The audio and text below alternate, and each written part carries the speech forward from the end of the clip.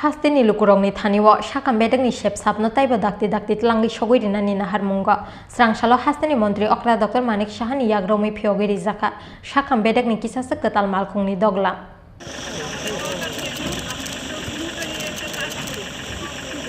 Ashalo progno boban biskango bana kekrang phunugai ketal malkhungno yakri rikha hastini montri okra Dr. Manik Shaha manjaka hastini nukungti shakam bedakni dagi fang Dr. Radha Debormati shaltang hangkorni shakam bedakni kuchuk ozamaro